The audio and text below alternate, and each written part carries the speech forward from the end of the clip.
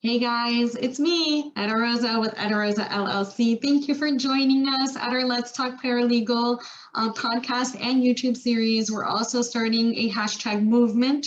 So remember, when you're on our social media, viewing our videos, listening to our podcast, use the hashtag Let's Talk Paralegal and you may win a prize. You never know. So our first guest is Bianca Moreiras. I have known her for actually a couple years. She is a coach, both for legal professionals, paralegals, attorneys. She also does a lot of motivational speaking for NALA and FALA, which are associations for paralegals and legal assistants in general. And she actually sent me over this quote, which I'm going to read off the page. It says, "I believe it is essential to develop a well-rounded legal practice with the acquisitions of paralegals. Paralegals bring pro-efficiencies and a wealth of knowledge when used appropriately to complement the attorney's practice and satisfy the client's needs." So I hope you enjoy our first episode with Bianca Moreiras. Her website and all her contact information will be located in both our YouTube description and the podcast description. Thank you for joining us. Until justice is served, I'll see you next time. How are you? Great. How are you, Etta? I'm very well. It's always a pleasure speaking with you. We spoke a few minutes before the recording, so that was awesome that we get to speak on a personal and now a professional level. So of course, we all know your accomplishments, and you've been in this for almost 40 years. So, oh my goodness, congratulations. That is amazing. Thank you. I know I look marvelous. It's hard to tell. Yes, you look 21. What are you kidding me? So what do you got for us today? We know you are a coach, you're a motivator, you do a lot of presentations and motivational speaking, you speak at paralegal programs, you also worked as an administrator at law firms. Most of your work is geared to the legal profession. That's kind of your niche, and that's really where you strived throughout your 40-plus career. So tell us a little bit about, there's a lot of disconnects in the law firm, right? The paralegal has a version of what the caseload looks like. The administrators have their version. The human resource department, everybody has their own version of what the law firm should be run as and all that good stuff. So why don't you take a minute and connect those dots for us in your way? My pleasure. And that is a great segue into the life of the paralegal. You know, it's really difficult because take the word paralegal, it's a paraprofessional. And unless you go into this, that you are a professional holding up, keeping strong, and delivering information in a broad spectrum of areas to your attorney. Again, they are the attorney, you are the paraprofessional, but the value that you bring to the table surpasses anything anyone could ever imagine. And really grasping on to that factor and allowing your attorney to realize that you are an integral part to everything that they do. It's a partnership between the paralegal and the attorney. And although expectations may be too high or too low on either person's side, the best thing you could do, and it's a CYA, is to regurgitate back every assignment that you're given. Be very clear, because there's other factors, as you said, there's a different spectrum from every level: the administrator, the managing partner, the team leader of that practice area, as well as anyone you're working with. You may hear something someone else doesn't.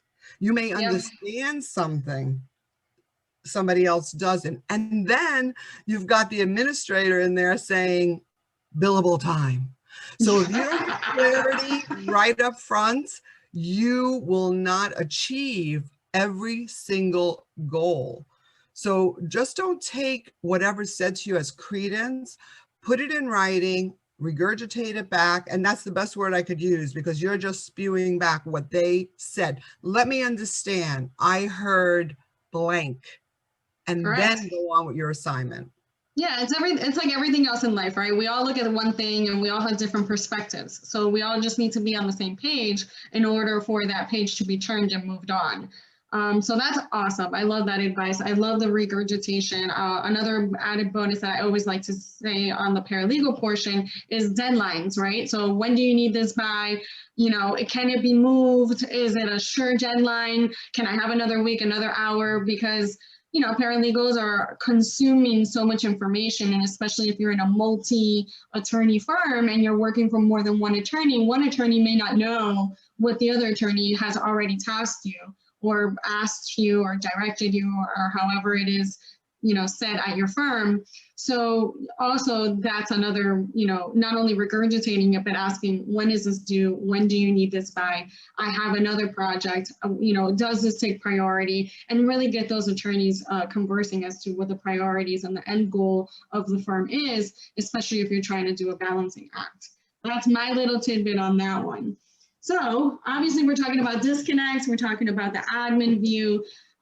Is there any other, I guess, avenues where you think the miscommunication happens, not only in the directives between the attorney and the paralegal, but there's other avenues, I feel anyway. I know in my career it's happened where even your manager, your supervisor, that's sometimes not an attorney, just, you know, an administrator, can also give you a miscommunication or misinterpretation of directives. So how do we handle situations like that?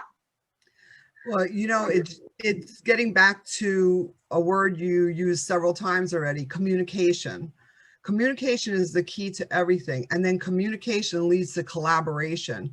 There's so many times that we do not ask for help because you have to be a time mastery person. You know, you have to have your lists. You have to check them twice. You know, here we are, Santa Claus time, you know, naughty or nice. Yeah. Separate the information so that you have your own set of goals that you need to reach, encompassing the time deadlines, the importance. You know, whatever you plan to do when you walk in the door, get ready to change, ebb and flow, emergency, etc. And if you don't leave time for that, just like you need to leave time for yourself to breathe, yes, you will not accomplish what you need to accomplish. And working with others is the most important thing. You know, it's okay to be a little vulnerable. Paralegals need to have the thickest skin. They're the rhinoceros of the law firm, okay? Absolutely. They need to come full charge ahead when necessary, but also know when to wallow in the mud, you know, like step back, stand back. I like that. I like that. Yeah, and do not, you know, put those little visions in your mind because it will help you. Am I supposed to charge right now? Am I supposed to eat? Am I supposed to sit back? Am I supposed to work with the tribe? Or should I be alone in the sun, you know? Take those little thought processes and breathe before something's given to you. And unfortunately, because you're thrown in so many directions and pulled and pushed, and especially nowadays, when you're working for a team of attorneys, you should not leave it up to yourself to make a priority, but get the collaborativeness of that group, if possible, and say, hey guys, or hey ladies, I, you know, have 4 projects. You all gave me the same deadline. Let's talk this out, or you need to talk among yourselves and get back to me because it's impossible for one person. Or maybe you need help. Yeah. Give it to you. Right. Yeah, no, I always say that a lot of especially young paralegals, they're afraid to lose their job or afraid to get reprimanded. And, you know, they don't really know, they're trying to still learn the field. They don't know really how far to go with the attorney themselves, right? So I always say that starts at the interview process, just like our intake process at the firm, that always starts in the interview process. You have to feel comfortable with this person because, like you said, the relationship between a paralegal and an attorney should be a partnership. It should be bouncing off ideas. It should be how should this case go? What's the strategy? What legal advice do you want to provide to the client? You know, it's all, again, it all goes back to communication, right? So even if you have a downfall, we spoke about this before the recording about a mentally abuser, right? Where there's some attorneys that are not I don't want to say that are bad, because I'm not going to say there's bad attorneys. That's the whole purpose of this podcast, is to not do that. There's some attorneys that have not grown as a person, and now they're trying to run a firm with other personalities and other people, and they haven't worked on themselves before, kind of establishing that, I guess, the environment, right? So what advice would you have for paralegals, which I'm sure is very common right now with the pandemic? Everybody's under a lot of stress. Everybody's going through personal and professional, trials and tribulations. So any advice on those paralegals that are struggling with attorneys that at times can be difficult, and administrators providing them with opposing directives, and going through all the madness that the legal industry really creates due to these inefficiencies? Okay, great question. So I'm going to address it in two parts. When we were live, the biggest flaw that I see is, once you're given an assignment, a paralegal's given an assignment, they run with it. But even if they have questions or they need some additional direction or help, they struggle through it instead of meeting often. We know the attorneys don't want to meet often, but I agree with you. At the interview process, find out what is their style. See if it matches yours, because you may want that job really bad, but you're setting yourself up for disaster if you don't have synergy. Synergy, clicking, it's the most important thing. Now let's fast forward to virtual. Same advice, meet often. What we do is we go through the whole day and say, well, when we meet in the morning, I'll talk about this. Meanwhile, you're stuck, you're in a hole, you're worried, you know you're not going to hit your deadline because of it, and yet you'll wait till that morning meeting. No. I've got a check-in device. It's first thing in the morning, before you go to lunch, when you come back from lunch, and 1 hour before the end of the day. And you're the one to knock on the door. You're the one to set up the Zoom meeting, because they won't do it. They'll be too busy. It doesn't matter. What happens is you defer and you get distorted because you have not finished or completed what you were doing, and it's hard to move on. We know it's hard to move on. Yeah. I get it. That makes sense. So, all right. So let's say we follow all your advice, and again, there's no synergy, right? Is that fixable, or is it advisable to, move on? Well, it takes a lot to bring someone into a firm, and cost-wise, energy-wise, training-wise. And people put in their mind certain thoughts, and they may not even be true. It's, on a real level, you're upset with a friend and they have no idea why you're upset with them, right? Because you didn't have the conversation. Yeah. So what happens is we hold it in, we hold back. Like you said, you might be frightened, you might be new in the firm. This may be a new partner, and you don't want to, you want to tread lightly. So that's, a hard one too. However, unless you have that open communication, you'll never get anywhere. I believe if you're already frazzled, what's going to happen if you have the conversation? Before you make the decision, I'm leaving, have the conversation, because maybe you'll stay. It's that song, Should I Stay or Should I Go? Yeah, so it's so much more energy to change your position after you're familiar and with the familiarities. But of course, if you keep hitting a brick wall, you've got to also sit back and ask yourself, is it me? So you really need to digest what's happening. And, with my coaching, especially with paralegals wanting to make a change, sometimes we find out it's better to stay in that home, because they do have the opportunity through, good directives to understand what's happening with that attorney. Yeah. And from a paralegal perspective, we always say, oh, it's management. They don't know how to manage the office. That's why we're going through everything. But like you said, sometimes it's perspective. It's the way you're reacting. You're having a bad day. Maybe you're going through some personal issues. There's a lot of elements to your reactions, right? So actions lead to reactions, reactions lead to actions. So, you know, that's really important to look at yourself as well, put a mirror up and kind of see your reflection and see where you're at that point too. And, you know, not everybody can be wrong. Obviously, there's something there. And there's a commonality. If you keep moving from law firm to law firm and you can't find that law firm, then, you know, it's kind of like a relationship. Absolutely, absolutely. Treat your professional life like your personal life is what I'm saying. Yeah. No, okay. But yeah, that's another thing, right? So let's say I have a lot of paralegals that have gone through this. They get into it, right? They have a great interview. They find that synergy, like you said. They're having an amazing communication, and all of a sudden something goes wrong.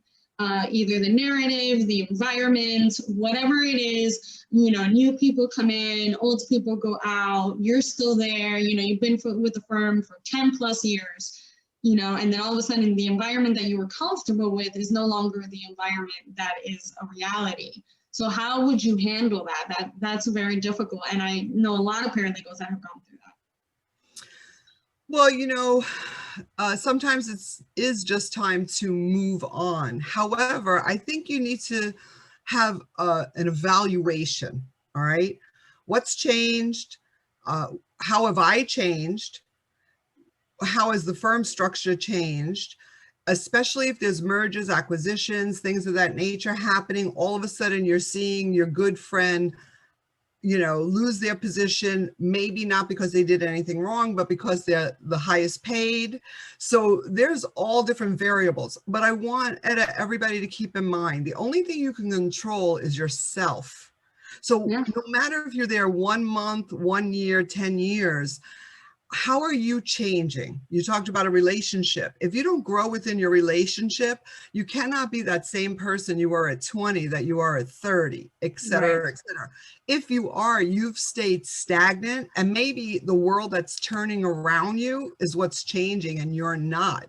So I really, you know, I don't advise anybody to just get up and go, which I've seen it happen many, many times. Oh yeah, especially through frustration. Absolutely. And communication is the key to everything. I want to segue away for a second, because financial is a big player in what you're talking about. Yes. And I have successfully coached paralegals how to get the money they deserve. The problem is we think we should be just, you know, gratitude attitude, and they should be handing us dollars and cents. The bottom line is, if you don't speak up for yourself, nothing will happen. Nothing. Yeah, you have to be your own voice. And that's where, you know, even admin gets a bad rap, because they're told, listen, if the water's quiet, don't go surfing. If you come surfing, address it. So when you understand that, you know you have to walk in and you have to fight for yourself. And it's even you have to use metrics. You know, we're talking about numbers here. We're talking about money here. If you're billing your time and you know your value, you know how much they're billing you at, and you have no idea what the profitability is. So whatever you're billing, cut it in half. And if your salary isn't close to that number, you need to be asking.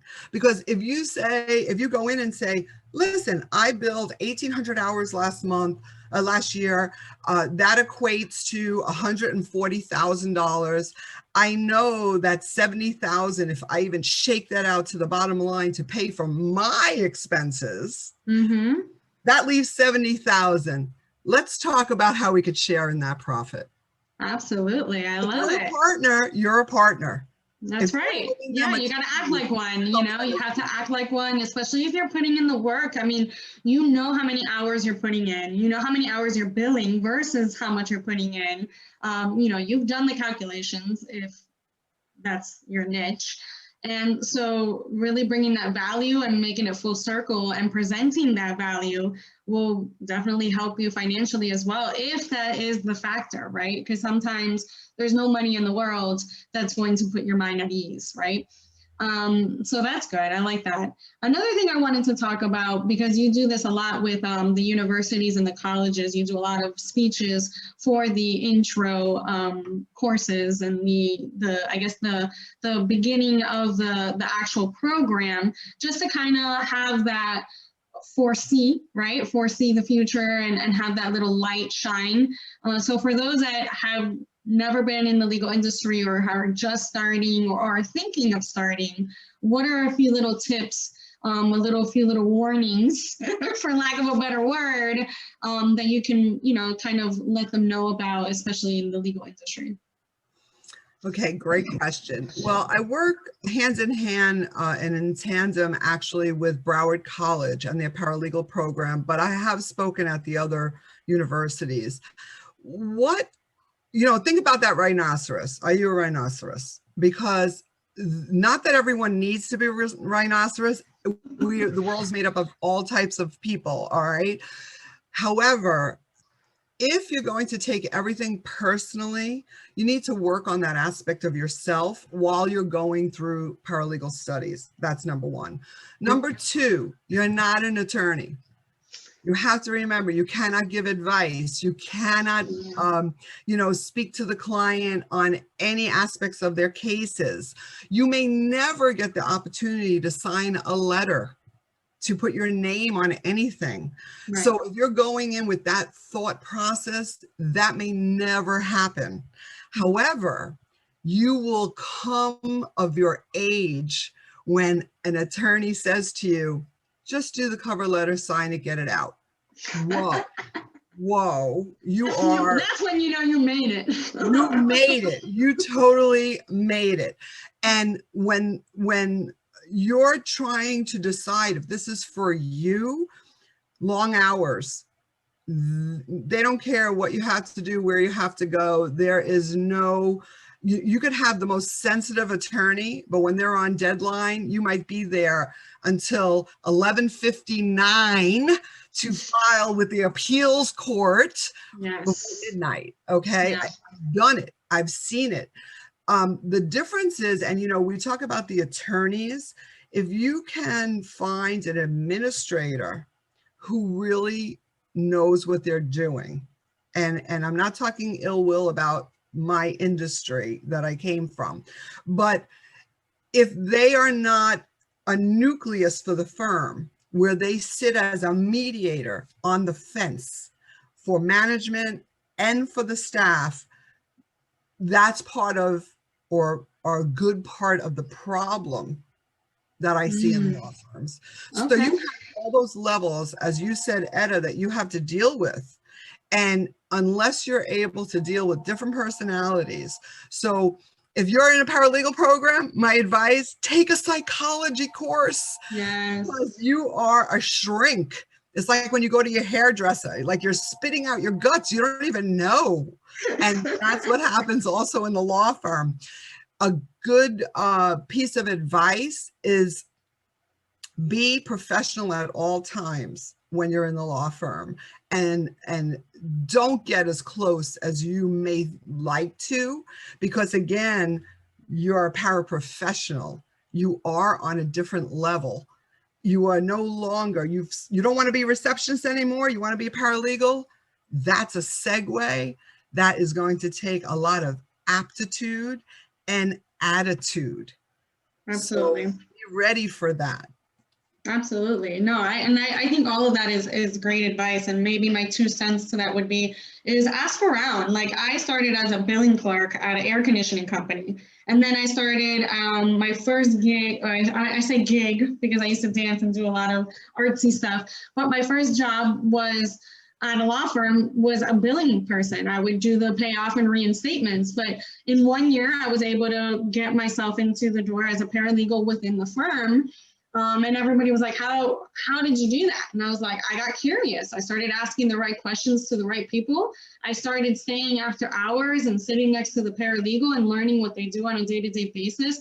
I mean, it's like anything else in your life. Whatever you want, you fight for. Nobody's going to give it to you. You got to take action. You can take all the studies in the world. I have 3 degrees under my belt going on to my 4th. Like, you can have all the degrees, all the certificates in the world. That's still not going to make you a good paralegal or a dependable paralegal. What's going to do that is the experience and your actions, really learning what it is to be a paralegal and to be the paralegal for that attorney, because that's another thing. If you can be a good paralegal for one attorney, go to another firm and that person wants it a totally different way. So you have to be almost like a chameleon, and if we're going to go with the animal theme here, and you have to see, like you said, what they want, how they like it, what's the best way to communicate, all that good stuff. But yeah, so this is a whole bunch of good stuff. And I appreciate you for coming and for joining me on this little journey of mine. Hopefully everybody got a lot of information out of this. And of course, we'll have your website link and other communicative information for them so that they can go ahead and communicate with you. She does do a lot of paralegal coaching. So for all my paralegals out there that are either interested or looking into getting into it, Bianca is one of the top notches. You can look at her website, all her awards and everything are on there, so you can see all the goodies she has to offer. So thank you, Bianca. Can I leave a word? Can I leave a word? Okay. Something that you brought up, and Ernest Hemingway has a saying that I live by: do not mistake motion for action. Oh, I like that. I leave you with that word. And I humbly thank you for having me, Etta. I think you're awesome, and continue the great works for the paralegal industry. Thank you. Appreciate it.